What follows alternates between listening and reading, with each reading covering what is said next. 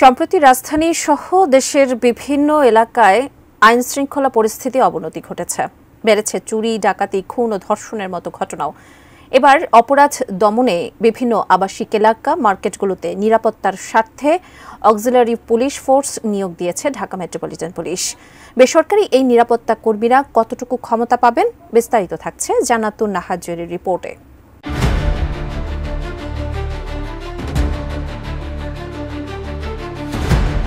গত 23 ফেব্রুয়ারি বনশ্রী এলাকায় স্বর্ণ ব্যবসায়ীকে গুলি করে 160 ভরি স্বর্ণ ও টাকা ছিনিয়ে নেয় একদল ডাকাত।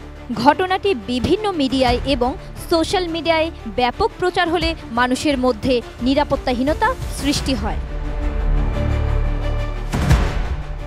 13 দিনের মাথায় স্বর্ণ ছিনতাইয়ে জড়িত থাকার অভিযোগে 6 জনকে গ্রেফতার করে ঢাকা মহানগর গোয়েন্দা থানা পুলিশ। শনিবার রাজধানীর মিন্টু রোডে ডিএমপির মিডিয়া সেন্টারে আয়োজিত এক সংবাদ সম্মেলনে এই তথ্য জানান ডিএমপি কমিশনার শেখ মোহাম্মদ সাজ্জাদ আলী।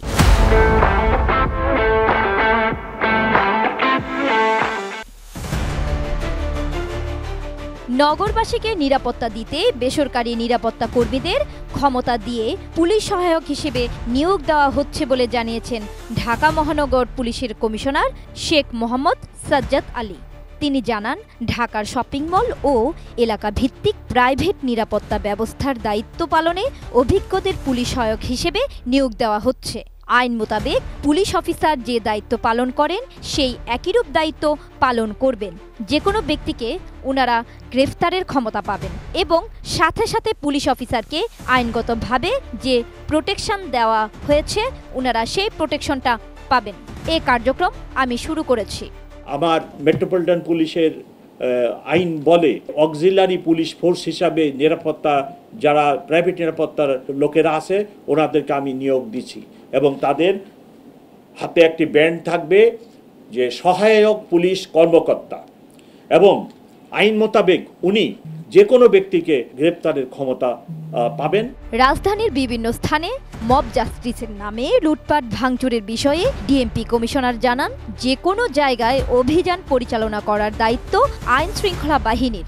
যদি অন্য কেউ অভিযানের নামে মব জাস্টিস করে আইন নিজের হাতে তুলে নেয় তাদের বিরুদ্ধে কঠোর আইনি ব্যবস্থা নেওয়া হবে।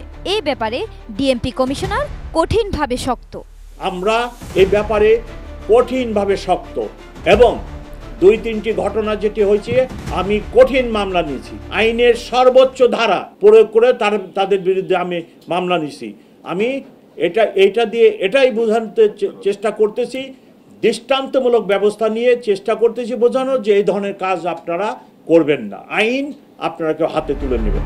নিষিদ্ধ ঘোষিত সংগঠন হিজবুত তাহরির মোট 22 জনকে গ্রেফতার করা হয়েছে এবং অভিযান অব্যাহত রয়েছে বলেও জানান কমিশনার। এ সময় উপস্থিত ছিলেন ডিএমপির অতিরিক্ত police commissioner S N. Mohammad Nazrul Islam, অতিরিক্ত পুলিশ কমিশনার রেজাউল করিম মল্লিক, যুগ্ম কমিশনার রবিউল ইসলাম ও মোহাম্মদ নাসিরুল ইসলাম, রমনার ডিসি মাসুদ আলম।